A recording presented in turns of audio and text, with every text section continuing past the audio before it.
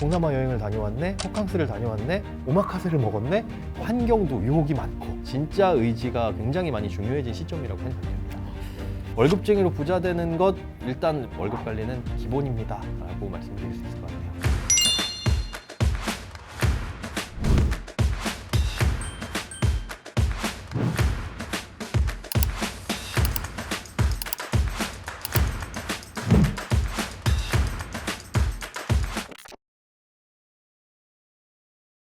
안녕하세요. 지식이 되고 돈이 되는 시간 부동산 클래스의 정지훈입니다. 자, 오늘은 행복자산관리연구소의 김현우 소장님 모셨습니다. 어서 오세요. 네, 안녕하세요. 김현우입니다. 아유, 반갑습니다. 네. 자, 요즘 물가는 또 비싸지, 경기는 또 안 좋지. 네. 그 당장 쓸 돈은 없는데 돈 관리는 또 무슨 뭐 이런 이야기를 하시는 분들도 계세요. 네. 그 뭐 환경의 문제인지 혹은 의지의 문제인지 한번 짚어가야 될 것 같아요. 의지는 내가 어떻게 할 수 있는데 환경은 진짜 어떻게 못 하잖아요. 근데 두 가지 문제가 동시에 다 있는 것 같아요. 그러니까 환경이라고 한다면 약간 의지에 결부된 것도 있는데 예전에 비해서 남이 사는 모습들을 너무 쉽게 지켜볼 수 있죠. 예전에 제가 이제 개인 상담을 주로 할 때 많이 받았던 질문이 뭐냐 하면 어떻게 하면 돈 관리를 잘해요? 이런 게 아니라 제가 요 정도 나이대에서 어느 정도 수준인 건가요? 이걸 궁금해 하시더라고요. 본인의 위치를 확인하는 거, 다르게 얘기하자면 남들과 비교하는 것들을 굉장히 이제 중요하게 생각을 하시는데 그런 부분들이 더 쉬워졌다는 거죠. 남들의 생활 수준, 소비 수준 이런 것들이 뭐 인스타그램이나 이런 SNS를 통해 가지고 쉽게 접할 수 있는데 그러다 보니 소비의 틀 자체가 올라가는 것 같아요. 기준점 자체가. 그러니까 나랑 비슷하게 버는 것 같은데 어디 동남아 여행을 다녀왔네, 호캉스를 다녀왔네, 오마카세를 먹었네 이런 것들이 나도 저 정도 소비는 해도 되는구나 해서 그 기준 자체를 꽤 많이 올려놓는다는 거죠. 근데 어쨌든 환경이 그렇게 바뀌다 보니까 소비를 하고자 하는 욕구, 유혹들도 많이 늘어나고 있고 거기에서 이제 갖춰야 될 게 그걸 참고자 하는 의지인데 그 의지를 나의 스스로 통제력에만 맡기기에는 좀 쉽지가 않다는 거죠. 왜냐하면 신용카드라는 게 있기 때문에 지금 잔고가 하나도 없어도 외제차 한 대를 구입할 수 있는 그런 신용거래 환경이 됐잖아요. 그러다 보니까 환경도 유혹이 많고 마치 다이어트 같아요. 먹을 거 앞에다 쫙 펼쳐놓고 살 빼야 되는데 그런 환경에 놓인 진짜 의지가 굉장히 많이 중요해진 시점이라고 생각이 됩니다. 보통 이제 부자분들을 보시면 부모님께 뭐 유산을 받았거나 혹은 사업을 하셔서 자수성가를 하셨거나 그런데 이제 일반적으로는 이제 월급쟁이로 이제 돈을 모아서 부자가 되는 거 가능한 일인가요? 부자가 뭐냐라고 했을 때 어떤 분들은 그래 뭐 먹고 사는데 지장만 없으면 되지 않겠냐, 내가 살 집 하나 정도 있으면 되지 않겠냐, 뭐 중산층 정도면은 그래도 부자 아니야 라고 생각하는데 그 보통 수준 맞추는 것도 사실은 쉽지가 않은 거고요. 그리고 그 월급만을 모아가지고 그렇게 되는 게 실제로 어렵습니다. 부자의 기준이 어디 저기 뭐 워런 버핏이나 빌 게이츠 이런 분들이 아니다고 하더라도 그래도 돈 걱정 없이 사는 것 자체가 굉장히 어렵다는 거죠. 그렇기 때문에 사실 월급 관리를 훨씬 더 잘해야 되는 이유가 당위성이 여기에 있는데요. 쥐꼬리만한 월급 관리해서 뭐해? 라고 하는데 그거마저도 관리하지 않으면은 돈 걱정 없는 삶을 사는 것보다 그냥 걱정거리가 더 늘어날 수밖에 없는 그런 삶을 살게 되는 거니까 월급쟁이로 부자 되는 것 일단 뭐 불가능하다만은 아닙니다. 제 주변에서도 혹은 뭐 만나뵌 분들 중에 정말 철저하게 관리해가지고 하시는 분들이 있는데 그분들의 이제 공통점은 월급 관리라도 제대로 했다. 이건 기본이다. 네. 뭐 체력 관리 평상시에 건강 관리 안 하고 올림픽 나가서 금메달 딸 수 있을까요? 이거가 마찬가지인 걸로 건강 관리 잘한다면 반드시 올림픽 가서 금메달 따는 건 아니지만 그건 기본이다. 그래서 월급을 받는 직장인 분들도 월급 관리는 기본입니다. 라고 말씀을 드릴 수 있을 것 같네요. 돈 관리를 잘 하시는 분 혹은 돈 관리를 좀 잘 못 하시는 분 어떤 차이점이 좀 있나요? 두 가지인 것 같아요. 한 가지는 통제력, 한 가지는 실천력. 통제력 같은 경우에는 처음에 습관이 잘못 들면은 정말 고치기 어렵다. 제가 만나본 분들 중에는 정말 이분은 그렇게 크게 엄청나게 자산을 물려받은 것도 아닌데 돈이 많으시네? 그런데 돈도 많이 버시네 하는 분들이 종종 있었거든요.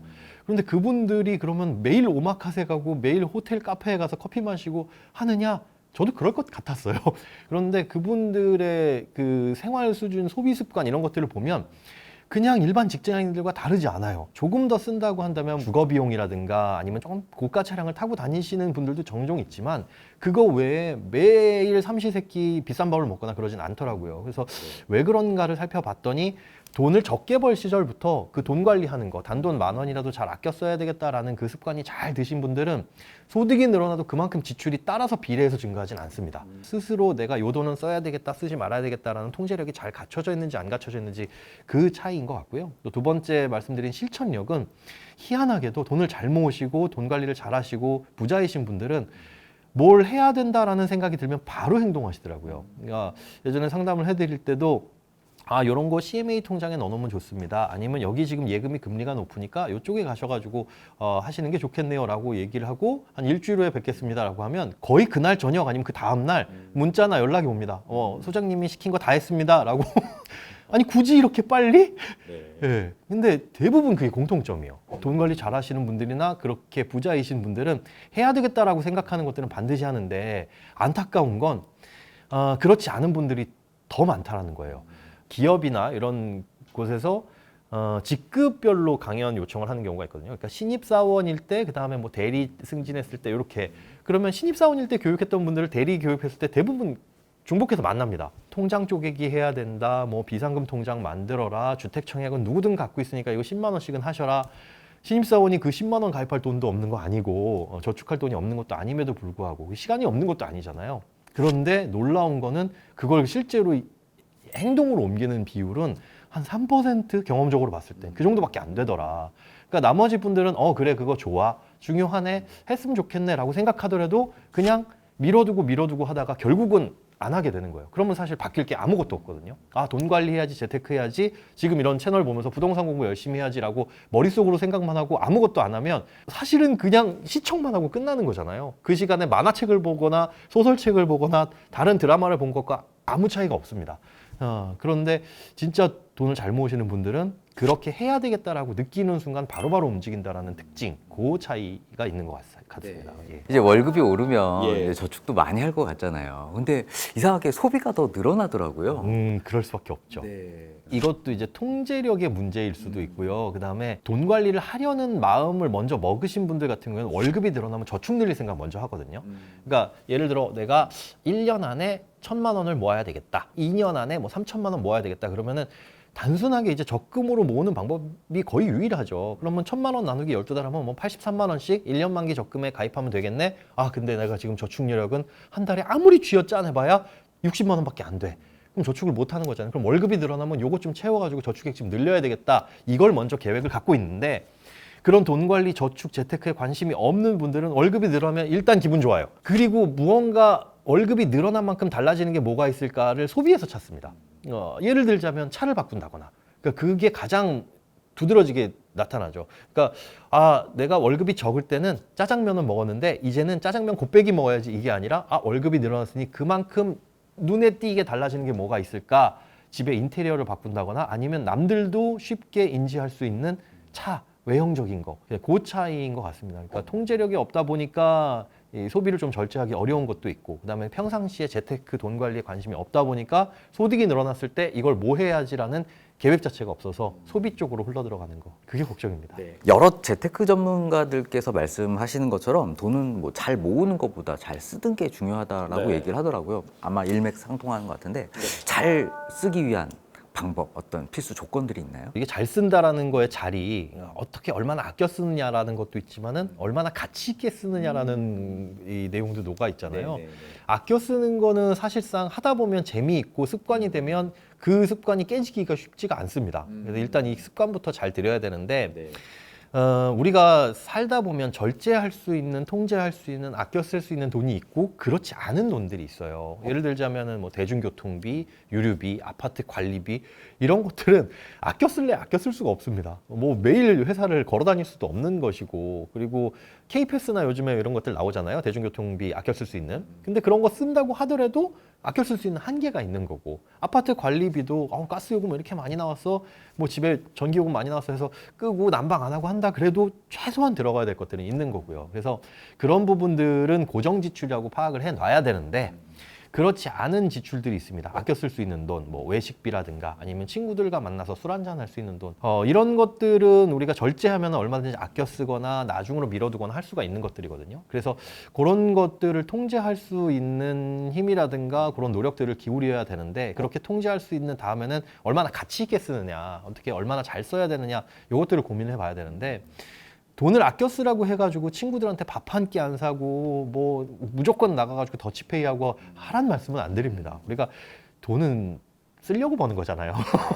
그리고 돈 쓸 때 기분이 또 사실은 좋은 거고요. 근데 쓰고 나서도 기분이 좋으려면 그런 이제 가치 있는 소비를 해야 되는데 사실상 그런 돈들도 다른 곳에서 아껴가지고 지출을 하는 게 훨씬 더 보람되다. 그러니까 오늘 부장님한테 욕 먹었는데 집에 가서 치킨에 맥주 한잔하고 속이나 풀어야 되겠다라고 해도 좋지만 그런 거 조금씩 아껴가지고 그걸로 나 혼자 치킨에 맥주 먹는 것보다 뭐 후배들한테 한 잔 사주고 친구들이랑 한 잔 어울려서 먹고 그러면 똑같은 돈을 쓰더라도 뭐 기분은 더 좋아질 수 있는 거거든요. 하지만 똑같은 외식비 용돈이라고 하더라도 이걸 통제해서 쓰느냐 그렇지 않느냐에 대한 차이니까 그 부분에 있어서 우리가 돈 관리를 할 때 아껴 쓸 수 있는 돈 그렇지 않은 돈 요걸 이제 구분해 가지고 시작하는 게 가장 출발점일 것 같습니다. 자, 만약에 월급 300만 원을 받는다.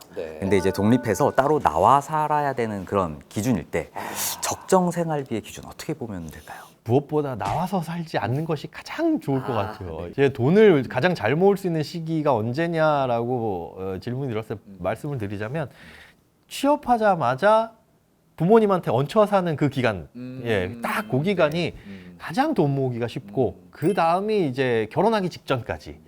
그리고 결혼하고 나서도 아이 낳기 전까지 요때까지가 돈을 가장 잘 모을 수 있는 시기거든요. 그러니까 신입사원들 모아놓고 강의할 때 한 달에 100만 원 이상씩 저축하시는 분 손들어 보세요 라고 한다면 절반 이상은 손듭니다.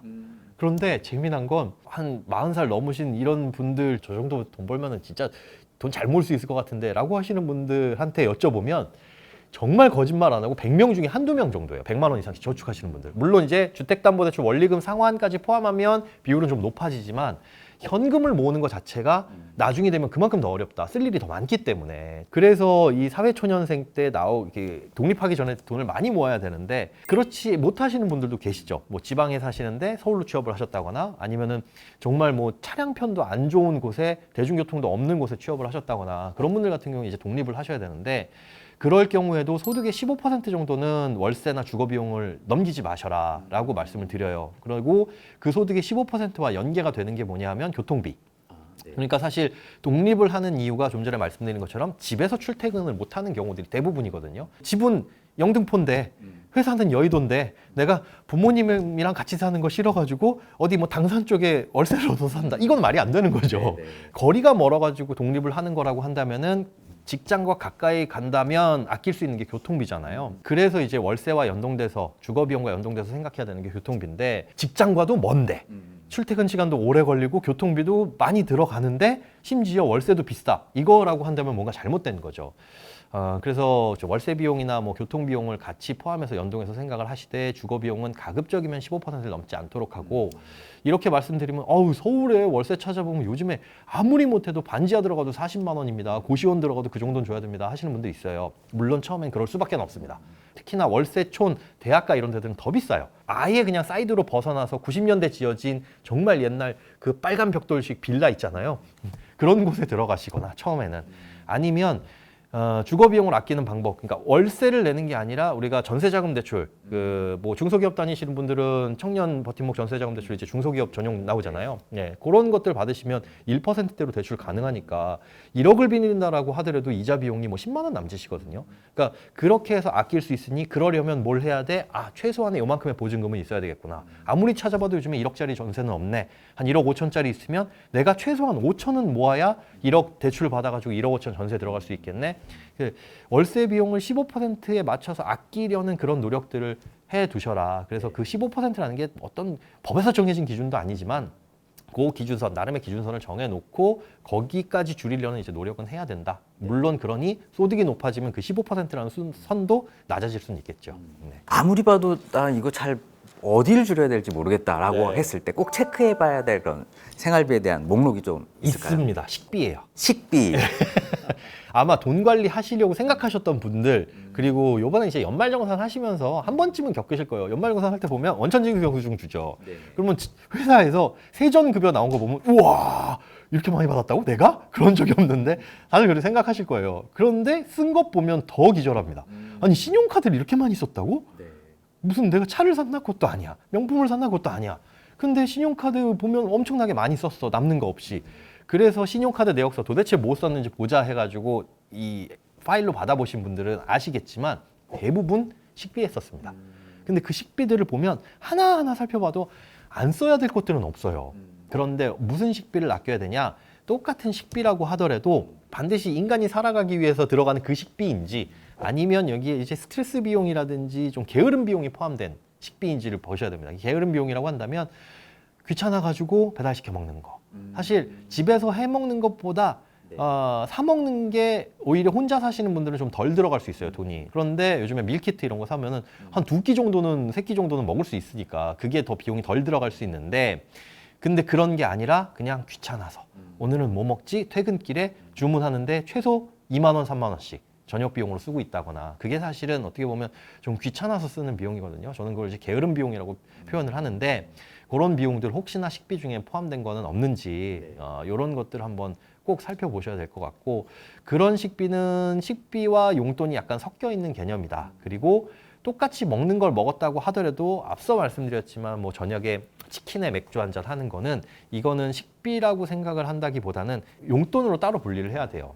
내가 오늘 늦잠 자가지고 탄 택시비 지불한 것과 마찬가지. 그러니까 아낄 수 있는 돈이었는데 내가 통제하지 못해서 혹은 써야 되겠다 맘먹어가지고 추가적으로 지불한 돈.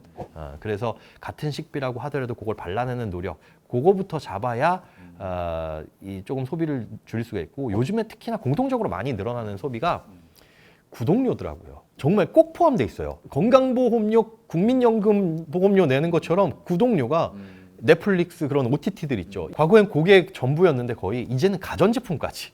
이게 사실 렌탈인데 이름 싹 바꿔가지고 가전제품도 구독하세요 이런 식으로 바뀌어가지고 아니 어느 집을 보니까 무슨 뭐 정수기, 뭐 매트리스 이런 것도 정기적으로 한다. 그 사실 구독이라는 게 말이 좋아서 구독인 거지 지금 당장 그걸 구매할 수 있는 구매력이 없기 때문에 할부로 구매하는 거나 마찬가지입니다. 그런 게 소소하게 진짜 하루 몇백 원, 한 달에 몇만 원이라고 해서 그런 게 쌓이다 보면 고정비용 무시 못합니다. 반드시 써야 된다라고 생각하고 그냥 안 보고 덮어놨던 것들 중에 없어도 되는 것들이 뭐가 있는지 꼭 필요한 물건이 아니다. 내가 꼭 필요하더라도 쓸 돈이 살 돈이 없다라고 한다면 구독보다는 그 돈이 모일 때까지 미뤄두시는 게 좀 현명한 소비라고 생각이 됩니다. 시대가 변하면서 소비 습관은 변하기 나름이지만 네. 그래도 참 이해할 수 없다. 이런 소비가 좀 있나요? 조금 전에 말씀드린 구독. 구독. 그리고 그걸 포함해서 왜 그런 구독이 늘어났나 봤더니 처음에도 말씀드린 소비 틀 자체가 늘어났더라. 응답하라 시리즈 드라마 시리즈 아시죠? 저도 드라마를 다 보진 않았는데 드라마에 나오시는 분들 그 가정 중에 한 분이 복권에 당첨돼서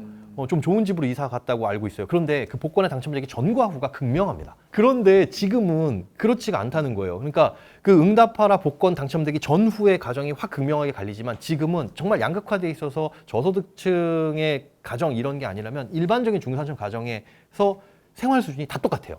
거실을 놓고 봤을 때 사진을 찍어서 자, 이 가정의 생활 수준, 소득 수준, 재산 수준을 짐작해 보세요. 그러면 알 수가 없어요. 누구나 집에 벽걸이 TV 있고요. 진공 청소기 물론이고 요즘엔 그냥 로봇 청소기 뭐 이런 것들 기본. 세탁기만 있는 게 아니라 그 위에 건조기. 이런 것들이 월급을 300을 받든 500을 받든 1000만 원을 받든 다 갖추고 살고 있습니다.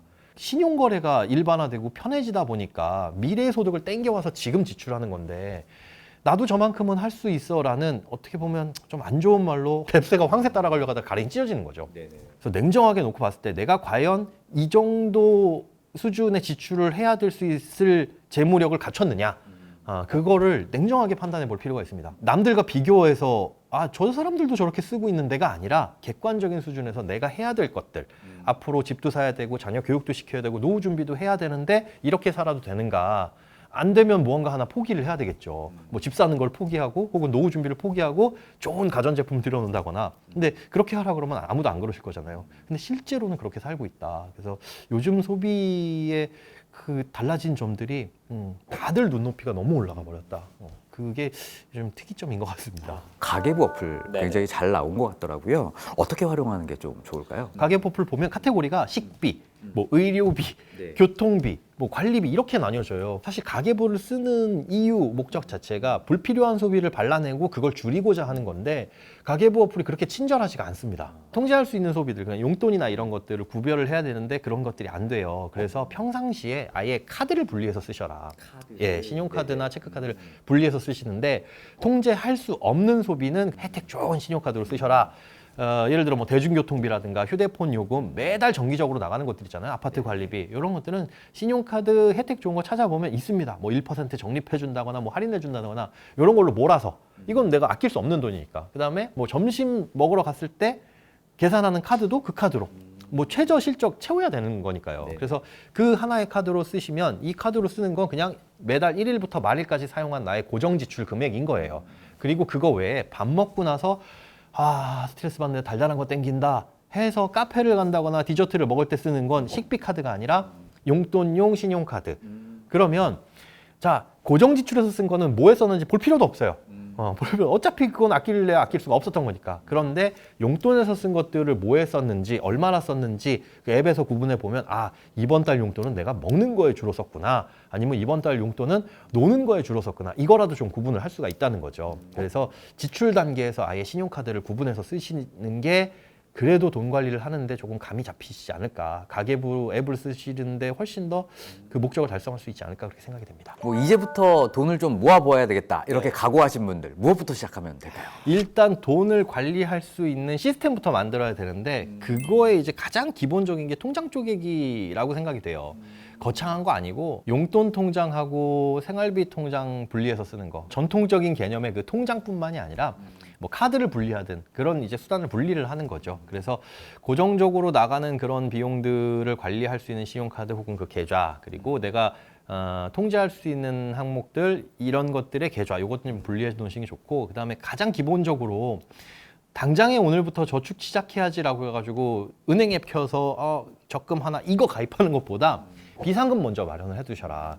그러니까 의외로 돈이 많으셔도 비상금이 없는 경우들이 종종 있어요. 그러니까 뭐 주식으로 저는 투자 많이 하고 있는데요 하시는 분들도 주식에는 평가 금액 보면 꽤 있는데 돈이 아무것도 없어. 뭐 예수금도 심지어 샀다 팔았다 한 돈이라서 2, 3일 후에 뺄 수 있는 돈, 막 이런 돈들만 있는 경우들이 있는데, 비상금은 말 그대로 지금 ATM기 가가지고 현금 서비스 말고 뽑을 수 있는 돈, 그러니까 언제든 그냥 지출에 대비할 수 있는 돈이라고 보시면 됩니다. 그런데 그 비상금의 수준이 얼마냐, 일단은 내가 매달 고정적으로 쓰는 카드값, 이거는 언제든 갚을 수 있을 정도. 사실 카드값이라고 하는 게 외상이잖아요. 지난달에 외상한 거 이번 달에 뭐 월급 받으면 갚겠습니다 라고 하는 그런 시스템인데, 그 외상값을 갚지 못할 정도의 현금 여력이 없다, 그 문제가 있는 거죠. 그래서 그 정도 비용은 필요하고, 그다음에 개인마다 가정마다 달라질 수 있는데 비상금 수준은 매달 들어가지는 않지만 1년에 한 번씩은 꼭 들어가야 될 지출들이 있어요. 근데 그런 것들이 꽤 많습니다.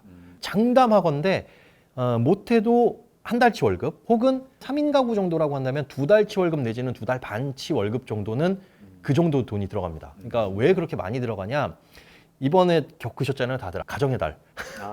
돈 쓸 일 많죠. 부모님 생신, 설, 추석, 명절은 2번이나 있으니까요. 이런 것들 따지고 각종 경조사비, 자동차 보험료, 뭐 재산세 이런 거 다 더해보면 정말 한 달치 월급은 그냥 빠져나가거든요. 근데 이건 줄일 수가 없는 돈이에요. 어차피 내야 되는 돈인데 그 내 비상금에 준비가 안 돼 있으면 돈을 모으다가 적금을 깨게 됩니다. 아니면 적금 꼭 다 만기가 되고 나면 저는 꼭 돈 쓸 일이 생겨요 하는 분들인데, 정말 그건 운이 없어서 돈 쓸 일이 생긴다기보다 어디에 썼나 보면 자동차 보험 낼 때가 돼서요.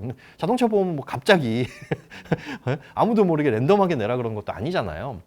그래서 그런 돈들을 파악해 보면 한 2, 3달치 정도의 월급 규모가 들어가는 거니까 이거 정도의 비상금 먼저 확보를 해 놓고 그 다음에 통장 쪼개기가 됐으면 그때부터 이제 저축을 할 수 있는 준비가 되셨다. 그렇게 볼 수 있습니다. 자, 그럼 저축을 정확하게 하기 위해서는 내 월급 수준에 맞는 목표 액수 설정도 중요할 것 같아요. 어떻게 설정하는 게 좋은가요? 목돈 마련을 하는 걸 가장 기본으로 두는데 짧은 기간 안에 마련을 하셔라라고 말씀을 드려요. 그게 무슨 뜻이냐면 긴 기간을 놓고 더 큰 돈 마련하는 것보다 1년 혹은 6개월 이렇게 일단 목표 설정해 놓고 그거 달성하는 거 먼저. 그건 사실 좀 쉽거든요. 아주 긴 마라톤을 천천히 달리세요. 그냥 뭐 2박 3일 걸려도 좋습니다.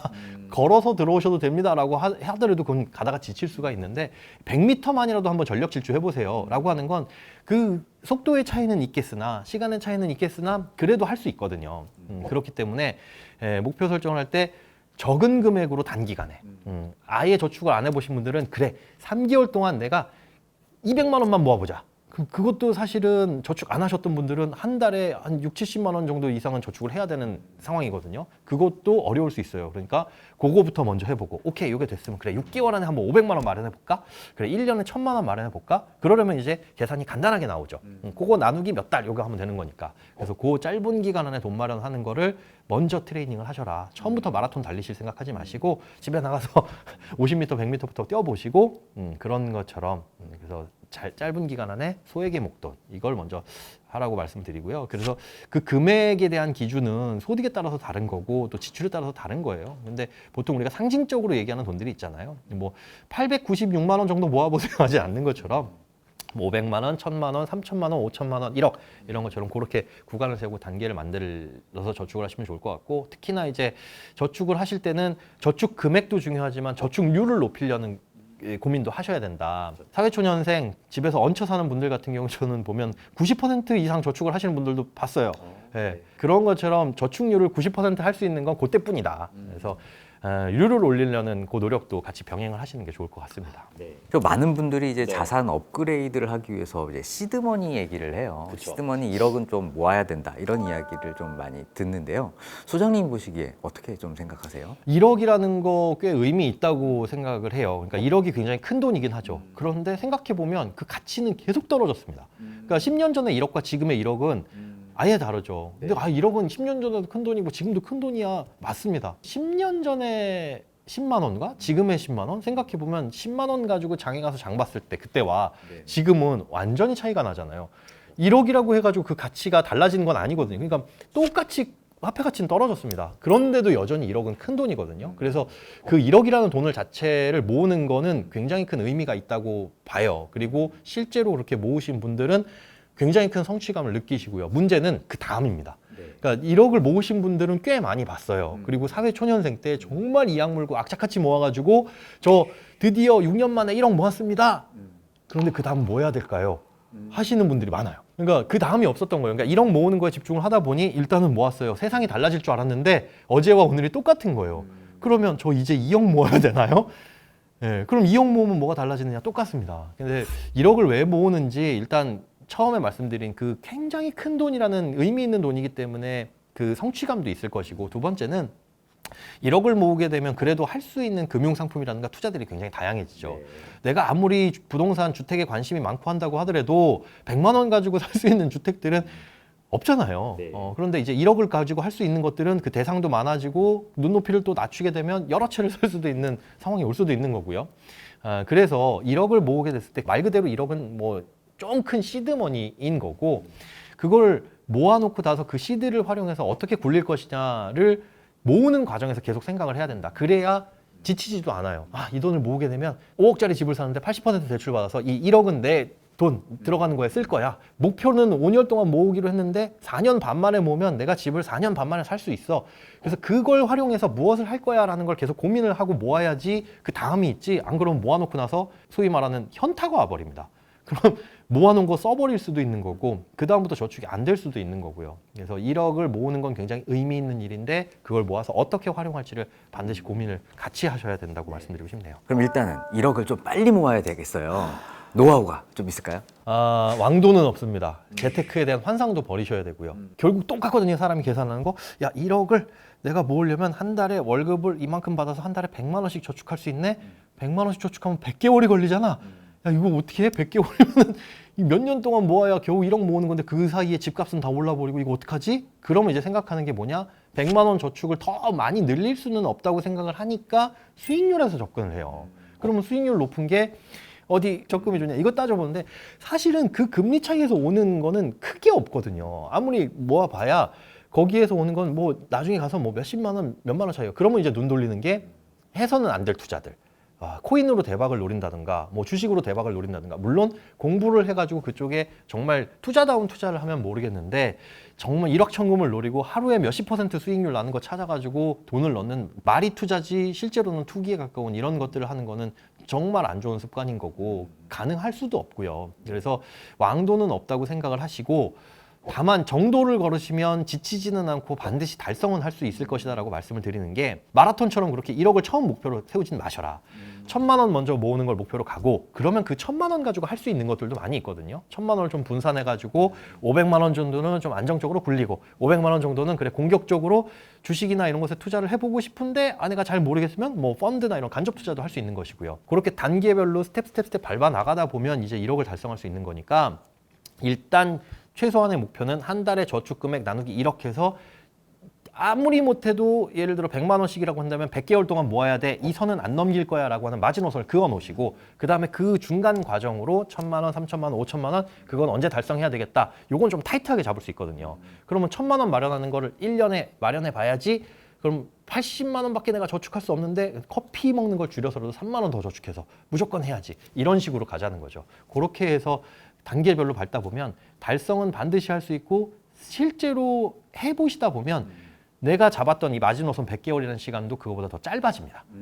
목돈이 모이면 그게 굴러가는 속도가 또 빨라지니까요. 소장님 보시기에 돈을 좀 빨리 모을 수 있는 이런 저축 방법 있나요? 남의 돈 가지고 오는 거죠.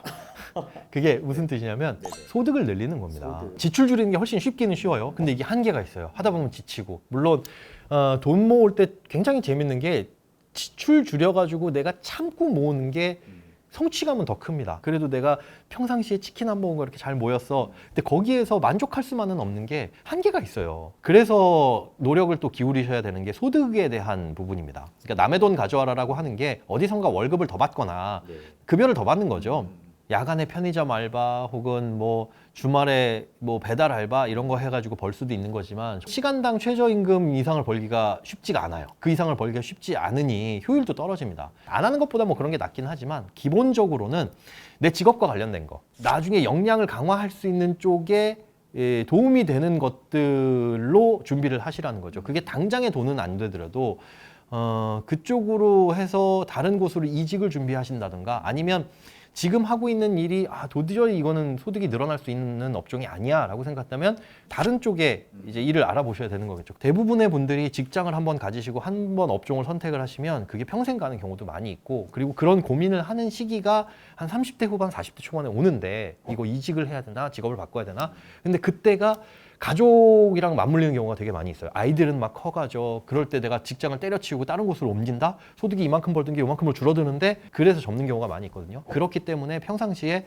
소득을 올리기 위한 고민과 노력을 계속 해야 되는 거고 그 준비가 됐을 때 과감하게 그 시기가 언제이든지 간에 점프업 할 수 있는 그 준비를 미리 해놓으셔라. 그래서 소득 향상에 대한 고민은 평생 해야 되는 고민이라고 생각이 됩니다.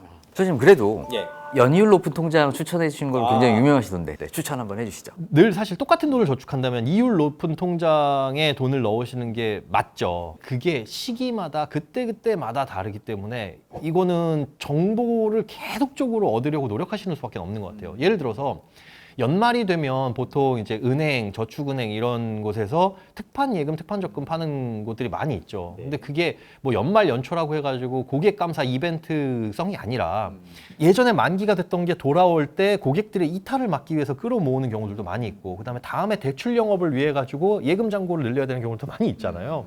그래가지고 특판해서 판매하는 경우들도 있는데 그렇게 잔고가 쌓이게 되면 그 다음부터는 이제 시들해진단 말이죠. 그래서 예금 적금도 기준금리와는 상관없이 이건 타이밍이다. 심지어 채권금리와도 상관없이 예금금리, 적금금리가 훅 떨어지는 경우들도 많이 있어요. 그래서 이 금리 높다라는 뉴스나 신문 기사가 나오면 고민하지 말고 그냥 그 중에서 제일 높아 보이는 거 바로바로 가입을 하셔라. 그거 길어봐야 한두 달이다. 예금 적금도 그렇게 특판으로 팔 때가 경험적으로 봤을 때는 높은 금리인 거고 앞으로의 금리는 절대 예측할 수 없다. 지금 기준금리조차도 연준에서조차도 모르잖아요. 네. 작년에도 뭐 연말에는 금리 낮아질 것 같습니다. 낮아질 걸로 기대합니다. 뭐 이렇게 하다가 이게 늦어지는 것처럼 앞으로 금리 변화에 따라 가지고 더 높은 예금금리, 적금금리 상품이 나오지 않을까 이런 거 기대해 가지고 밀어두시는 거는 굉장히 운에 맡기는 거다. 요즘 뉴스에 요게 높다더라라고 하는 게 있으면은 고민하지 말고 빨리빨리 가입을 하시는 게, 빨리 실천을 하시는 게 조금이라도 유리하다고 볼 수 있습니다. 네. 재테크 팁에 대해서 한번 여쭤보고 싶은데요. 예. 현재 같은 어떤 금리 변화 시기에 알맞는 이런 재테크 노하우가 좀 있을까요? 돈이 어디로 움직이는지를 일단 살펴봐야 될 것 같아요. 생각보다 돈이 많으신 분들이 많거든요. 근데 그분들이 어디를 가냐? 은행에 저기 VIP룸, 네.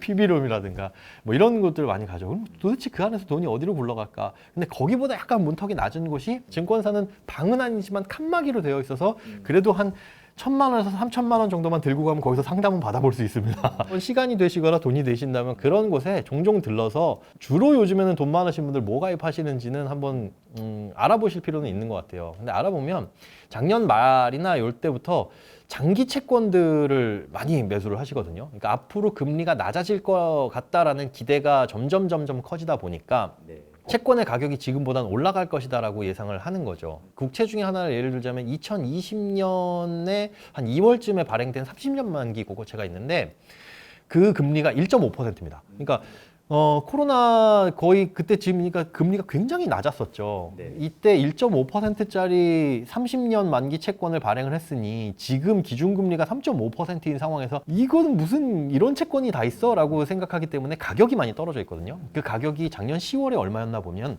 10,000원에 발행돼가지고 이게 6,000원이었습니다. 근데 그때 뉴스 기사나 신문 기사 보신 분들 아마 기억하실 분들도 계시겠고 아마 검색해봐도 나올 겁니다. 개인들이 채권에 몰린다라는 기사들이 잠깐 나온 적이 있었어요. 근데 그때 실제로 엄청난 돈들이 채권으로 들어갔거든요.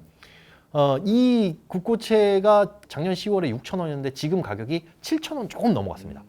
그러니까 금리가 낮아질 것 같아. 그러면 과거에는 정말 하찮게 보였던 1.5%짜리 채권도 금리가 바닥으로 떨어져서 지금은 3.5지만 3, 2, 1, 0.5까지 떨어지면 이것도 더 좋아 보이겠네? 그러면 이제 그 채권 가격이 올라갈 거 아니겠어요? 그러니까 7,000원, 6,000원이었던 게 지금 7,000원이면 한 15% 정도, 거의 6개월도 안 돼서 지난달에 그만큼까지 올라왔으니까 그래서 앞으로 금리가 낮아질 것 같다라는 생각이 들면 우리나라뿐만이 아니라 이런 장기 채권들, 장기 채권들의 장점은 금리가 낮아질 것 같은데 안 낮아졌어? 그러면 거기서 나오는 그 찌끔찌끔한 이자도 받을 수 있고 그다음에 발행한 곳이 뭐 정부기 때문에 뭐 미국 국채 같은 거, 뭐 우리나라 국채 같은 거 사시게 되면 발행 주체의 부도 위험은 없는 거잖아요. 그냥 아유 안 됐다 그러면은 좀 장기간 보유한다라고 생각하시고 가도 되는 거니까. 그다음에 또 여기에 매력은 이자는 쥐꼬리만큼 주지만 매매 차익에 대해서는 또 과세를 하지 않아요. 지금까지는 이제 금융투자소득세가 도입이 되면 요건 또 달라질 얘기지만 요거에 대해서는 과세를 하지 않다 보니까 금융소득 종합과세 대상자가 되시는 분들 같은 경우에는 이게 굉장히 매력적이죠. 수익률로 따져보면 연한상 수익률 꽤 그러니까 내가 내야 될 과세 대상 이자를 보면 상당히 낮아진, 그러니까 그런 것들도 부자들이 이런 상품들을 이용하는 이유 중에 하나가 아닐까. 그럼 부자들이 돈이 몰려가는 곳이 어딘가를 좀 쫓아가다 보면 나도 거기에 숟가락을 얹을 수 있으니까 그런 것들에 대한 정보들은 꾸준하게 쫓아다니시는 게 좋을 것 같습니다. 엔화 얘기도 한번 여쭤보고 싶어요. 네. 지금 뭐 지난 3월 일본이 이제 17년 만에 이제 금리 인상을 해서 드디어 이제 마이너스 금리에서 정상 금리로 돌아왔는데요. 오히려 엔화는 약세더라고요. 네네. 슈퍼 엔저 현상 언제까지 좀 갈 거라고? 글쎄요, 일단 환율이라든가 이런 것들에 대한 전망 자체가 굉장히 뭐 무의미하기는 해요. 어떻게 어떤 일이 벌어질지 모르는 기 때문에. 근데 단순히 이제 엔화 문제뿐만이 아니라 달러가 너무 강세를 보이다 보니까 일본이 금리를 올렸음에도 불구하고 훨씬 더 높은 가격으로 달러가 치솟으니 사실은 환율이라는 게 상대적인 통화 가치잖아요. 그러다 보니까 지금 엔저가 계속 이어지고 있는데 환율 전망을 한다는 것 자체가 굉장히 무의미한 게 저도 야, 이 정도 가격이면 환율 많이 떨어졌다. 나중에 언젠가는 일본 여행 한 번쯤은 가볼 수가 있을 것 같으니까 웹상으로 환전해 놓자 해가지고 지금 그때로부터 마이너스 3% 정도입니다.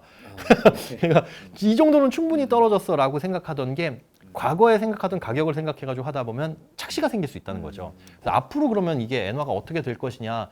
지금은 나오고 있는 근거들을 보면 뭐 조만간 엔화는 오르지 않을까라고 생각이 되는 게 이제 금리 인상을 일본이 예고는 하기는 했어요. 뭐 7월 빠르면 7월 정도에 한 번 정도 더 올릴 수 있다. 왜냐하면 자국의 환율이 낮다는 건 수출하는 측면에서는 아주 이득인 거죠. 그런데 그렇게 자국의 환율이 낮아서 자국의 환율 가치가 떨어지게 되면 국내에 거주하시는 거주자들은 안 좋습니다. 일본 같은 경우에는 진짜 물가가 몇십 년에 걸쳐서 변함없을 정도로 안 올랐는데 이게 갑자기 충격으로 다가오는 거죠. 국민들 입장에선 충격임과 고통과 동시에 불만으로 터질 수밖에 없는 겁니다. 그러면 이제 일본 정부에서도 할 수 있는 것들이 야, 요 정도면 그동안 장기적으로 침체돼 있던 주식시장도 어느 정도 살려놨어. 그래, 이 정도면 그렇게 끌어올리려고 했던 물가도 슬슬 올라가는 것 같아.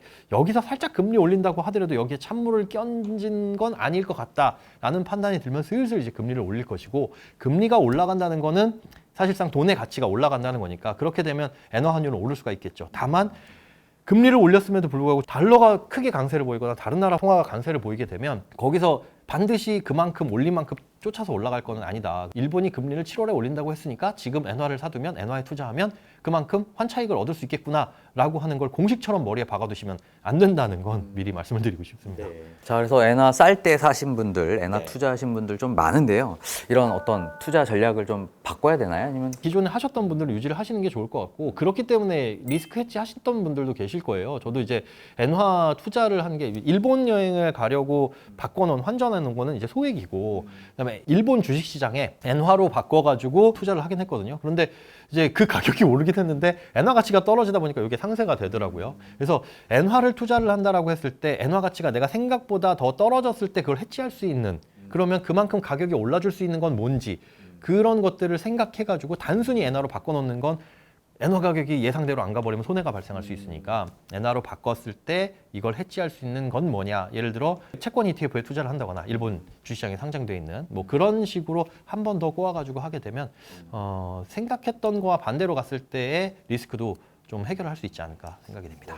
코인이나 주식 투자 좀 어떻게 생각하시는지, 그리고 주의해야 할 점은 뭔지 한번 여쭤보고 싶습니다. 저는 코인은 실제로 안 하고 있거든요. 그러니까 이 코인이라는 게 개인적으로는 굉장히 안 좋게 보였었습니다. 과거형이에요. 왜냐하면 가상화폐라는 말로 처음에 출발을 했죠. 그러니까 화폐를 대신할 수 있다. 디지털 화폐. 이 중앙은행으로부터 벗어난, 어디 정부로부터 벗어난 화폐가 필요하다. 그것이 가상화폐 비트코인이다라고 얘기했는데, 사실 화폐의 기능은 우리가 무언가를 교환하는 그 수단도 되지만, 쉽게 예를 들어서 금리를 낮추고 높이고 하는 것도, 혹은 통화량을 조정을 하는 것도 그런 역할이 있어야 경기가 뜨겁게 달아올랐을 때 시킬 수 있는 기능이 될 수도 있는 거고요. 그러면 누군가 중앙에서 통제를 해야 그게 화폐의 기능을 할 수가 있는 거거든요. 근데 중앙에서 통제하지 않는 화폐가 있다? 그럼 그건 화폐가 아닌데 이게 무슨 소리야? 이건 그래서 초기에 생각했던 게 뭐 튤립 국은 이런 얘기들 많이 나왔었죠. 근데 지금은 화폐라는 얘기는 아무도 안 하는 것 같아요. 가상 자산, 가치 저장 수단이라고 하잖아요. 디지털 금.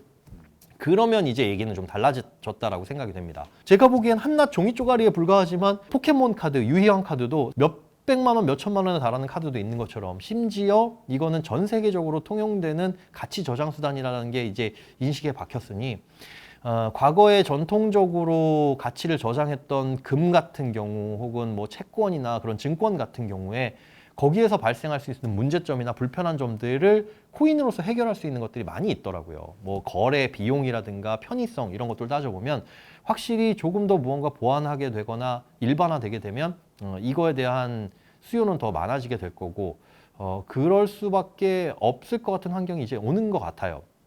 그렇다고 한다면 코인이라든가 이런 것들도 공부해서 투자를 하는 거 좋을 것 같고요. 또 주식도 마찬가지입니다. 주식이 곧 경제고 생존해낸 그 기업에 대해서 투자를 하는 거니까, 그래서 공부를 해서 투자를 하는 건 좋은데, 주식이나 코인이나 공부를 한다면 성공한다라는 착각은 좀 버리셔야 된다라는 거. 주식이나 코인 이런 금융자산은 특히나 공부를 했을 때 그거만큼 비례해서 수익률이 쫓아온다라는 건 착각이다. 우리가 공부를 하는 건 정말 말도 안 되는 얼토당토 않은 사기 혹은 엉뚱한 투자, 바보 같은 투자, 바보 같은 선택을 안 하기 위해서 공부를 하는 것이지, 최선책을 뽑아내가지고 수익률을 높이기 위해서 하는 게 공부는 아니라는 거. 그래서 공부를 해보시고 투자도 실제 해보시되, 막지는 않겠습니다. 하지만 조금의 소액으로 해봤는데 야 이거는 나하고 안 맞더라. 일희일비 해야 되는 이런 투자는 나하고 안 맞더라 라고 한다면은 안 하시는 게 좋은 거고요.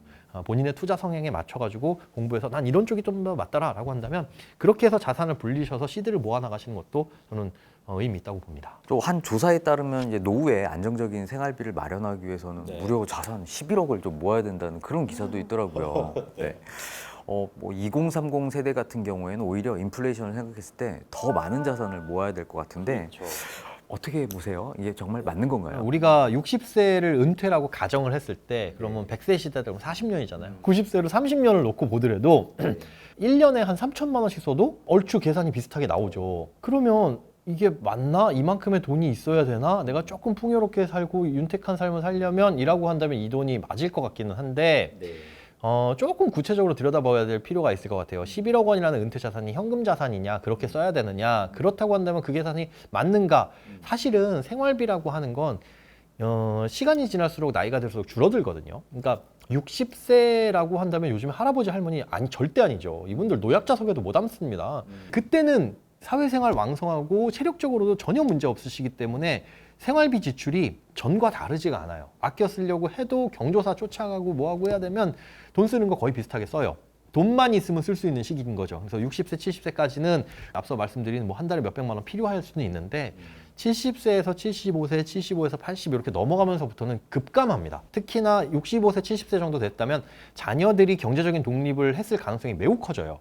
그럼 같이 살 때에 비해 가지고 아이들이 떨어져 나가다 보니까 돈을 훨씬 덜 쓰게 됩니다. 그러면 그때부터 이제 필요 생활비가 쭉 떨어지죠.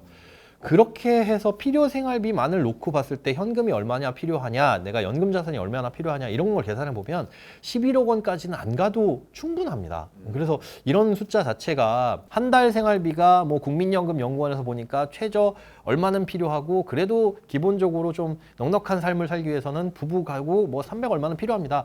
곱하기 30년 이렇게 해서 나온 결과라고 한다면 이거는 그렇게 심각하게 받아들일 필요 없다. 사실 지금 내가 열심히 돈을 벌고 있는 상황에서 11억이라는 현금 자산을 갖고 있는 분들도 많지가 않잖아요. 그리고 그걸 갖고 있기도 쉽지가 않은데 지금도 없는 자산이 60대에 생기겠느냐? 안 생깁니다. 소득이 아예 끊어져 버리는 시기에 그럼 그 돈이 마련될 수 있느냐라고 한다면 불가능한 거고, 그렇다면 내 노후 준비는 틀렸냐? 그게 아니라 계산을 해봤을 때 잘못 계산된 측면도 있다. 병원비나 이런 것들이 더 들어갈 수는 있으나 그런 것들은 이제 어쩔 수 없는 거니까 보험으로 해결돼야 될 부분인 거고요. 그래서 너무 겁먹지 마셔라. 노후 대비에 대해서 막연하게 생각하면 겁먹을 수 있지만 실제로 들여다보면 그렇지는 않다. 2020 노인 실태조사에 따르면요, 고령자분들 같은 경우에는 지금 뭐 한 46%가 식비, 그리고 뭐 한 25%는 주거비, 그 나머지 10%는 이제 의료비 이런데 부담을 좀 느끼시더라고요. 어떻게 보면 고정비 같은 건데 더 줄일 수 있는 여지가 없을 것 같은데 어떻게 좀 대비하면 될까요? 없죠. 고령자분들은 사실상 그 내역을 봐도 여기선 더 이상 줄일 수 없다라고 하는 게 거의 이제 바닥 수준이에요. 그런데 지금 65세이신 분들, 고령이신 분들은 안타깝게도 국민연금이나 이런 공적연금이 준비 안 되신 경우들이 많습니다. 만약에 생활비가 정말로 더 필요하고 생활 수준이 안 될 정도로 필요하다고 한다면 가지고 있는 자산을 어떻게 처분하거나 돌려가지고 하는 방법밖에 없고 지출을 줄이라고는 말씀 못 드릴 것 같아요. 다만 시간이 지나면 더 줄어들 가능성은 있다. 지금이 보릿고개다라고 생각하시고 시간이 지나면 조금씩 나아질 겁니다라는 말씀 정도는 드릴 수 있고요. 그 다음에 젊은 세대들이 그럼 65세, 70세가 됐을 때는 지금과 상황이 어떻게 달라질 것이냐. 그래도 젊은 세대들 같은 경우에는 국민연금 가입률이 높죠. 물론 이제 소득 대출이나 이런 건 낮아졌지만 가입하는 기간 자체가 길기 때문에 지금 같은 상황에서는 조금 다를 것이다. 국민연금의 특장점 중에 하나가 종시토록 나온다는 거잖아요. 죽을 때까지 나오는 베이스는 하나 깔려 있는 상태이니까 여기에서 추가적으로 필요한 부분에 대해서만 내가 자산 구성을 조금 마련을 해 나가시는 걸 목표로 잡은 게 좋을 것 같습니다. 자, 그리고 요즘 뭐 부모 세대 좀 고민 중에 하나인데요. 뭐 30대가 넘었는데도 같이 살려고 하는 이런 캥거루 쪽이 아직도 좀 많이 늘어난다고요. 이런 현상 어떻게 좀 바라보고 계세요? 앞서서 제가 사회초년생 분들에게는 가급적이면 독립을 늦게 하라, 부모님과 같이 사셔라 라고 말씀을 드리는 건 그래도 어느 수중에 내가 독립하기 위한 시드머니를 모을 때까지이고 속된 말로 등골 브레이커가 되라는 뜻은 아닙니다. 근데 문제는 이제 경제적인 독립이 늦어지는 경우입니다. 과거에 비해서 취업을 하기가 어려워지다 보니까 소위 말하는 스펙을 쌓아서 더 안정된 직장으로 가기 위해 나이가 점점 먹는 경우들이 있잖아요. 그래서 뭐 20대 후반, 30대 초반에 그때서부터야 이제 돈을 벌기 시작하는 경우들이 많이 있는데 부담이 될 수밖에는 없어요. 하지만 이게 지금 부모님들만 부담이 되는 게 아니라 대물림이라고 생각이 됩니다. 그런 현상들은 앞으로 지금 그렇게 30살에 독립한 자녀의 자녀를 키우면서 겪게 될 문제이기도 한 것 같고요. 그래서 과거엔 대가족 시절에 진짜 형제들 많잖아요. 5명 이상 되시는. 근데 그게 지금처럼 핵가족화된 게 몇십 년 안 걸렸죠. 그래서 문화나 환경이 바뀌는 거는 당연한 것들이고 지금같이 이렇게 캥거루족이 늘어나는 문화들도 어떻게 보면 당연하게 생각되는 표준이 이제 바뀌어가는 거 아닌가 그런 생각도 듭니다. 그런 측면에서 보자면 자녀에 대한 지원은 너무 많이 하지 마셔라. 그게 교육비가 됐든 뭐가 됐든지 간에 투자의 개념이 아니거든요. 뭐 나는 자녀들에게 투자했어라고 하는 그 투자는 회수를 바라는 투자는 거의 없습니다. 물질적인 회수는 내가 그래 얘 키우면서 한 달에 200씩 곱하기 20년 얼마를 썼으니까 요거는 돌려받아야지 하시는 분들 안 계시잖아요. 그런 측면으로 봤을 때 남들 다 하니까 해주는 학원들 뭐 그런 교육비들 이런 것들은 불필요하게 좀 지출을 안 하시는 게 좋지 않을까 그렇게 생각이 됩니다. 네. 힘들게 이제 노후 자금으로 시드머니 1억을 모았습니다. 자, 그다음 어떻게 해야 되죠? 1억을 모았으면 그걸 잘 굴려야 되는데 제가 경험적으로나 돈을 많이 모으신 분들을 봤을 때 큰 노력을 하지 않아도 많이 모으신 분들이 있더라고요. 그러니까 한 50대 분들을 상담을 했을 때 이름 알려지지 않은 중소기업 이런 데서 다니시는 거나 아니면 과거에 이제 교육공무원 하시는 선생님들 하시던 분들 이런 분들은 이제 급여가 높지 않았거든요. 근데 그분들의 자산을 보면 수십억짜리 아파트가 두 채 막 이렇게 있는 거예요. 뭐지? 물려받았나? 근데 그것도 아니에요. 빚내가지고 그때는 안 좋은 그 집 한 채 어떻게든 거주지는 마련을 해야 되니까 사가지고 그냥 거기에 살고 있었는데 운 좋게 재개발되거나 재건축되거나 아니면 주택 가격이 올랐어요. 뭐 그렇게 하다 보니까 나는 그냥 가만히 있었는데 내 소득으로 돈 버는 것보다 이게 더 빨리 벌어줬어요 라고 하는 케이스들이 대단히 많거든요. 이건 집을 내가 투기를 위해서 투자를 위해서 산 것도 아니잖아요. 필요하기 위해서 샀는데 수요가 몰리다 보니까 가격이 올라가는 것들이고 물론 지역에 따라서 차이는 있겠으나 반드시 수요가 집중되는 지역들도 있을 것이고 그렇다고 한다면 주거의 개념이 1번으로 접근을 해야 되는 건 맞으나 그게 반드시 주거로만 쓰인다는 선은 안 그어 놓으셔도 될 것 같다. 앞으로 뭐 집값은 떨어질 것이다, 인구도 줄어들 것이다. 그렇기 때문에 부동산 가격은 앞으로 장기적으로 뭐 침체하게 될 것이다라는 주장들도 많이 있지만 침체한다고 한들 그래도 우리가 살아야 될 살고 싶은 곳들은 있죠. 그리고 살고 싶은 유형의 주택들도 있고 그런 곳들을 좀 집중해가지고 노려보신다면 그런 게 결국은 이제 노후 대비의 일환이 되지 않을까 뭐 그렇게 생각이 됩니다. 그럼 소장님도 노후를 위한 최고의 재테크는 내 집 마련이다. 이거 동의하시는 저는 건가요? 100% 동의합니다. 왜냐하면 집은 무조건 있어야 된다고 생각을 해요. 물론 저는 그냥 평생 그냥 전세 살 거예요, 월세 살 거예요 하시는 분들도 더러 만나봤습니다. 근데 그게 집주인이 동의하면 가능합니다. 내가 지금 살고 있는 이 집의 집주인이 평생토록이 아니라 내가 이 집에서 전세 계약이 끝났을 때 다른 곳에 갔어도 나를 받아줄 수 있는 전세들이 있다면 원하는 곳에 그런 것들이 있다면 가능하지만 과거엔 그랬었지만 지금은 이제 전세 사기를 기점으로 비아파트의 전세들은 이제 없어져 가고 있잖아요. 이제 수익형 부동산으로 바뀌어갈 겁니다.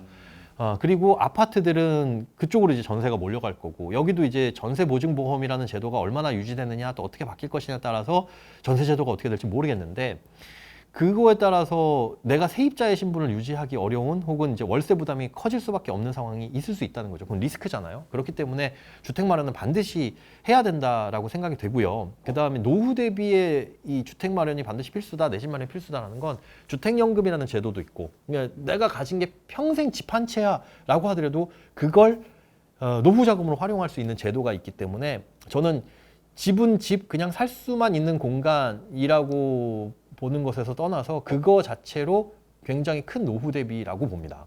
이것만 마련해둬도 마음의 안정 그리고 그걸 현금화할 수 있는 제도적인 대책들 이런 것들이 있으니까 그런 것들을 활용하시면 되는 거죠. 네. 만약에 시드머니 1억을 모았어요. 네. 근데 청약을 해서 당첨이 됐단 말이죠. 네. 근데 4억 정도를 대출을 받아서 감당해서 들어가는 게 맞나요? 감당할 수 있다면. 감당할 수 있다면. 예, 근데 지금은 감당할 수 있을 정도밖에 대출이 안 나오잖아요. 걱정 안 하셔도 되는 게 저는 대출 최대한 받아서 집 사세요라고 말씀을 드리거든요. 최대한 받으라는 게 지금 규제 내에 있는, 제도권 내에 있는 그런 대출을 규제 내에서 최대한 받으시라는 거예요. 어차피 우리가 1금융권에서 대출 받아봐야 DSR 40%입니다. 무리를 한다고 해도 그 수준 자체가 금리가 올라가도 충격이 없을 정도로 나라에서 이미 코로나 때부터 규제를 강력하게 해왔기 때문에 과거에 우리가 겪어봤던 그 하우스 푸어, 이 진짜 LTV 막 90%, 95%까지 해주던 그 시절에 집값 떨어져가지고 나는 큰일 났다 이제 어떻게 하나 그런 경우는 겪을 수가 없습니다. 그런데 지금 말씀하신 그 1억을 모았는데 4억 정도 대출을 받아야 된다. 이게 LTV로 따졌을 때 80%니까 뭐 생애 최초라고 한다면 가능한 비율이고 DSR로 따져봤을 때 원리금 상환 금액이 된다면 뭐 해도 되는 거죠. 다만 여기서 이제 고려를 해야 될 게 내가 그렇다면 지금 이 원리금 상환액을 미래에도 감당할 수 있느냐. 그 미래라고 하는 건 30년 후가 아닙니다. 지금은 200만 원씩 상환을 할 수 있지만 우리 3년 후에 둘째 출산할 건데 아니면 뭐 2세를 출산할 건데 라는 계획을 갖고 있으면 맞벌이 가정이라고 한다면 소득이 줄어들 것이고 또 지출이 늘어날 텐데 그때도 감당을 할 수 있느냐. 이것도 고려를 해봐야 되겠죠. 자칫 신혼부부들이 이제 착각해가지고 무리해가지고 빚내서 집 살 때 그런 것들을 고려하지 않고 한 달에 5, 600만 원씩 원리금 상환하는 거 가능하죠. 본인도 소득에서. 그런데 이러다가 이제 아이를 낳게 되면 큰일 나니까 아이를 낳고 싶어도 낳는 시기를 뒤로 밀어버린다거나 이런 문제가 생길 수 있거든요. 그래서 그 원리금 상환하는 게 지금 당장 괜찮고 앞으로 향후 뭐 5년 내까지도 충분히 이 부담할 수 있다고 한다면 대출을 받아서 집 사시는 거 저는 당연히 동의를 하는 부분이고요. 그리고 주택담보대출 받을 때 30년짜리를 일반적으로 받지만 30년 동안 갚을 생각하지 말라고 말씀드리는 건 우리나라 주택담보대출의 상환기간이 평균 상황에는 7년에서 8년 정도입니다. 그러니까 30년 동안 그걸 다 갚는 게 아니라 그냥 중간에 집 팔 수 있으면 얼마든지 갚을 수 있는 거니까 이거는 그냥 자산 증가를 위한 고정비용이다라고 생각을 하시고 감당할 수 있는 수준에서는 얼마든지 대출 받아서 저는 가시는 게 맞다고 봅니다. 네. 자, 요즘 뭐 분양가가 워낙에 높다 보니까 예. 청약 통장을 또 해지하시는 분들도 많다고 들었어요. 그렇다고 들었어요. 네, 어떻게 해지하는 게 낫나요? 아니면 그래도 유지하는 게 낫나요? 무조건 유지죠. 그리고 저는 이 통계에 대한 해석이 잘못됐다고 생각이 됩니다. 그러니까 청약통장 해지는 지금 늘어난 게 아니라 과거에도 있었고 그 전에부터 계속 해지하는 사람들이 있었어요. 일단 1번 자연감소분. 그러니까 청약에 당첨돼서 그래서 해지를 하시는 감소분도 들어가고요. 그다음에 그냥 돈이 필요해서 깨시거나 필요 없다고 생각해서 깨시는 분들은 늘 있었습니다. 그런데 작년 초인가요? 재작년 초부터 처음으로 감소하기 시작했다. 주택청약통장 가입자가 이런 뉴스가 나오기 시작하더라고요. 그래서 라고 해서 들여다봤더니 자연감소분은 그대로인데 신규 가입자가 이제 더 이상 늘지 않는 거예요. 청약통장을 가입할 수 있는 사람은 다 했다는 거죠. 특히나 주택청약종합저축 같은 경우에는 가입 나이에 제한도 없고 이게 물론 가입 금액을 인정해주는 나이나 인정 금액은 뭐 성년 기준 뭐 밑으로 5년 이런 기준은 있지만 영세도 가입할 수 있잖아요. 그러다 보니까 보통 이제 아이를 낳은 부모님들이 은행에 가서 해줄 거 뭐 있나 생각하면 직원들에게 물어보죠. 그러면 뭐 청약통장 가입 안 하시면 이거 가입해 주세요. 이때 이미 다 가입한다고요. 마치 실손보험처럼. 그러면 출생률도 떨어지고 있는데 인구도 줄어들고 있는데 당연히 청약통장 가입자도 줄어들 수밖에 없는 거죠. 그런데 자연감소분은 계속되니까 점점 늘어. 요거를 생각하셔야지. 다른 사람들 청약통장 깨고 있네. 이거 필요 없어진 건가? 나도 깰까라고 생각하시면 누구든 갖고 있는 상황에서 나만 그 라인 밖에서 빠질 수 있다는 거. 청약통장은 그 자체를 갖고 있는 것만으로 주택을 마련할 수 있다는 보장은 없지만 진짜 남들 다 갖고 있으니까 나도 갖고 있어야 되는 일종의 그 모임에 끼기 위한 기본적인 티켓이 아닐까 그렇게 생각이 됩니다. 네. 소장님이 보시기에 네. 내 집 마련을 할 때 고려해야 될 사항 뭐가 있을까요? 무주택에 대한 욕심을 버리셔라. 이게 무슨 뜻이냐면요. 청약 얘기가 좀 전에 나왔잖아요. 무주택 기준을 계속 유지하려고 하시는 분들이 의외로 생각보다 많습니다. 네네. 무주택 지위를 유지하기 위해. 물론 이제 전략적으로 유지하시는 케이스들도 있어요. 뭐 네. 세대 분리를 한다거나 이런 것들로. 그런데 그거 외에 집은 살 수 있는 자산 그리고 소득도 되는데 그냥 집을 안 사시는 분들이 있습니다. 청약하려고. 예, 이제 무주택을 유지하게 되면 주어지는 혜택들이 있죠. 공공주택은 무주택이어야만 하고 뭐 민영주택도 무주택이면 유리한 경우들도 있고 그러니까 그 청약에 유리한 이 지위를 유지하기 위해서 무주택을 유지해야 된다. 그다음에 각종 대출이나 이런 것들을 이용하기 위해서 무주택을 유지해야 된다. 그것 때문에 하려는 분들이 있는데 오히려 그 때문에 저는 중요한 시기를 놓치시는 분들이 많다고 생각이 돼요. 청약이라는 것 자체가 장점은 시세보다 저렴하게, 분양가가 보통 이제 시세보다 저렴했었으니까요. 그리고 두 번째는 새 집에 살 수 있다는 거. 딱 두 가지 이점이잖아요. 심지어 내가 살고 싶은 곳에 딱 골라가지고 그 동, 그 호수도 못 골라요, 이건. 일단 청약에 대한 당첨 가능성이 100%면 상관없습니다. 아이를 5 낳아가지고 나는 다자녀 특공 무조건 돼. 그러면 하세요. 그런데 가능성이 없는 거, 혹은 희박한 거. 만약에 신혼부부인데 자녀가 없다? 이러면 신혼부부 특별공급 당첨 가능성 제로죠. 일반 공급 당첨 가능성 제로죠. 청약통장 가입 기간이 얼마 안 될 테니까.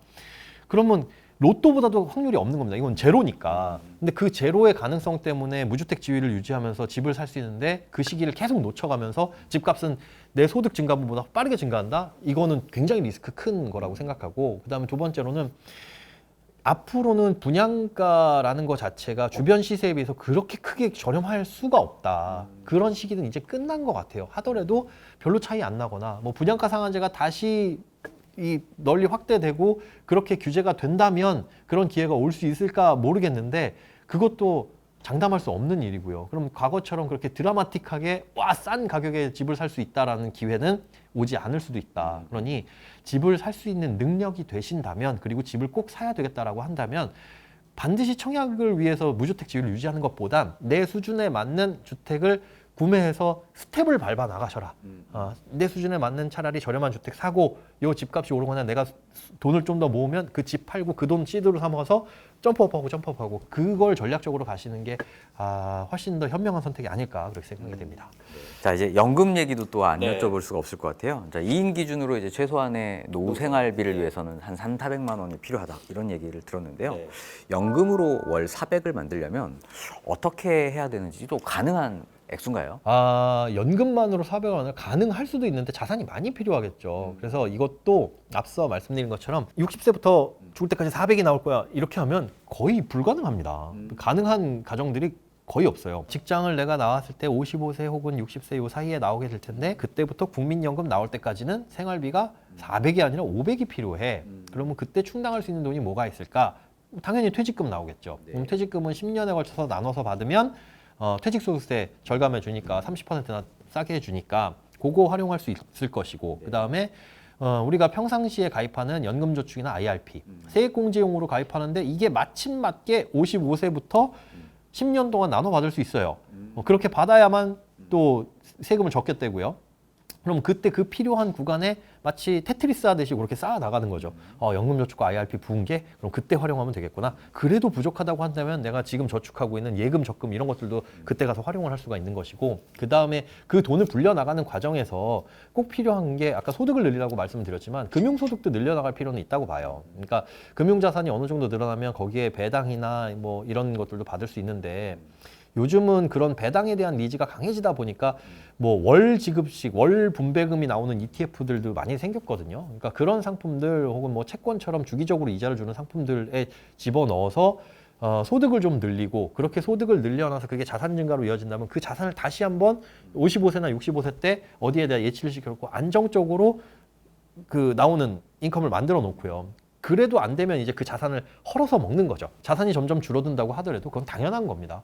우리가 죽을 때까지 자산이 계속적으로 증가한다고 한다면 참 좋겠지만 물려줄 자산도 있고, 그냥 가장 좋은 건 내가 이걸 다 쓰고 간다라는 생각으로 한 달에 400만 원씩 죽을 때까지라는 생각보다 차라리 500만 원씩 5년 동안, 그 다음에 350만 원씩 3년 동안, 300만 원씩 한 2년 동안 이렇게 해놓고 나중에 죽을 때까지 나오는 건 국민연금 플러스 뭐 기초연금 받을 수 있으면 좋고, 아니면은 뭐 주택연금 이런 식으로 깔아놓으면 크게 걱정은 없을 것 같습니다. 은퇴 후에도 고정적으로 받을 수 있는 수입, 이런 재테크 방법 조금만 더 구체적으로 여쭤볼게요. 저는 주택연금도 활용하는 게 좋은 것 같은데요. 그게 이제 요번에 제도가 또 바뀐 게 있거든요. 주택연금을 유지하기 위해서는 그 집에 살아야 됩니다. 그러니까 1년 이상 다른 집에 살게 되면 주택연금 지급이 정지가 돼요. 근데 그 집에 피치 못할 사정으로 못 살게 되는 경우들도 있죠. 그걸 예외 조항으로 두고 있는데 건강이 안 좋아서 그 요양원이나 이런 데 들어가야 되는 경우, 병원이나 혹은 자녀의 봉양을 받는 경우, 그리고 교도소에 수감되는 경우 네, 이건 안 좋은 경우죠. 그런데 이거 외에 요번에 한 가지 추가된 사유가 뭐냐면 실버타운에 들어가는 경우도 추가가 됐어요. 그러니까 실버타운이라고 한다면은 뭐 노인복지주택 우리가 그냥 일반적으로 돈 내고 들어가는 그 실버타운 분양받거나 혹은 월세 내거나 뭐 이렇게 들어가는 실버타운도 있고 그다음에 양로원이라고 부르던 그 시설도 거기에 이제 포함이 되거든요. 여기는 이제 소득 수준에 따라서 뭐 무료로 이용하실 수도 있는 곳이긴 한데 일단 일반적으로 생각하는 그 돈 내고 들어가는 실버타운 이 실버타운에 들어갈 때 월세 비용이나 이 관리비에 식비나 이런 것들이 다 포함이 되죠. 그래서 오히려 더 편안한 주거가 가능할 수도 있습니다. 근데 문제는 매달 내야 되는 그 돈인데 이 실버타운에 입주를 하게 됐을 때도 주택연금이 지급이 되도록 바뀌었어요. 그러면 집이 비잖아요. 집이 비었을 때 그럼 빈집으로 두느냐? 여기에 세입자를 들여도 됩니다. 그럼 주택연금 나오고 월세 수입 받고 차라리 그 돈의 일부를 내가 실버타운 들어간 것에 활용을 하고 그렇다고 한다면 어느 정도는 내 집에서 그냥 쭉 살다가 야 이제는 밥 해먹는 것도 귀찮고 그리고 건강도 걱정되고 좀 약간 커뮤니티 시설 이런 것들도 내가 이용을 해보고 싶다.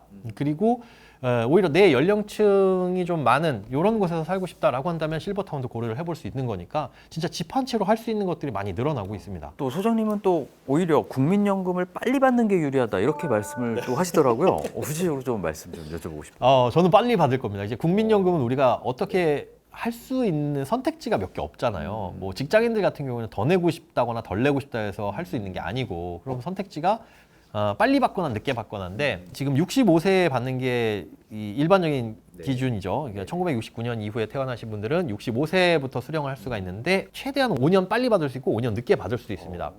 5년 빨리 받게 되면 30%가 감액이 돼요. 그러니까 1년당 6%씩. 원래 65세에 받으면 100만 원 받을 수 있는 걸 60세부터 받게 되면 이게 70만 원밖에 못 받는 거예요. 평생 동안 이렇게 30%가 감액이 돼서 나오는 거니까 손해가 아니냐라고 생각할 수가 있는데 저는 한 푼이라도 쓸 수 있을 때 쓰자. 그 주의입니다. 물론 30% 감액되긴 했지만 아껴 쓰면 되는 것이고 그 다음에 그런 것도 있죠. 이제 수명을 생각해 봐야 되는데 70세에 봐서요. 이게 70세에 받게 되면 무려 36%를 더 얹어줍니다. 그래. 나는 그러면 국민연금 100만 원 받을 거 136만 원 받을 거야. 해서 70세까지 밀었는데 71세에 사망했다. 그럼 1년치 받고 땡이잖아요. 수명은 알 수가 없으니 차라리 미리 땡겨봤자. 그러면 5년치는 먼저 받는 거니까 65세에 받아가지고 66세에 사망하는 것보단 어느 정도는 이득일 텐데 그럼 그 손익분기점이라고 생각할 수 있는 게 얼마 정도냐? 대략적으로 계산해 봤을 때 한 12년 정도? 한 77세, 78세 이 정도 넘어가면 괜히 일찍 받았네? 여지껏 누적된 금액을 보면 그렇게 계산이 되더라고요. 그러면 나는 78세 이상 80세까지 살 자신 있어 하시는 분들은 제 나이에 받는 게 유리하냐? 한 번 더 생각을 해보셔야 될 게 이때는 필요 생활비가 좀 줄어들 것이다. 그러니 한 살이라도 젊었을 때 빨리 땡겨갖고 최대한 놀고 먹었을 때 놀고 먹자. 일은 지금 열심히 해놓고 그런 환경을 만들어 놓은 다음에 당겨받는 것도 나쁘지 않은 선택이라고 저는 생각이 됩니다. 직장인들 중에서 퇴직연금을 잘 활용하지 못하시는 분들도 있다고 좀 들었어요. 퇴직연금 활용 팁. 이게 퇴직연금이 도입된 이후에 연금으로 지금 수령을 하실 만한 대상자가 많이 안 나오다 보니까 그냥 이거 퇴직금으로 받아서 쓰면 되는 거 아니야 생각을 하시는데 일단 기본적으로 연금으로 받게 되면 퇴직소득세의 30%를 깎아준다는 거. 근데 퇴직소득세라는 게 장기간 근속하게 되면 워낙 또 적다 보니까 이게 큰 의미가 없기도 해요. 그런데 이 퇴직금을 중간중간 이직하시는 분들이 이게 다 헐어먹는 경우들이 많이 있습니다. 근데 그런 경우에 좀 팁을 드리자면 그러지 마셔라.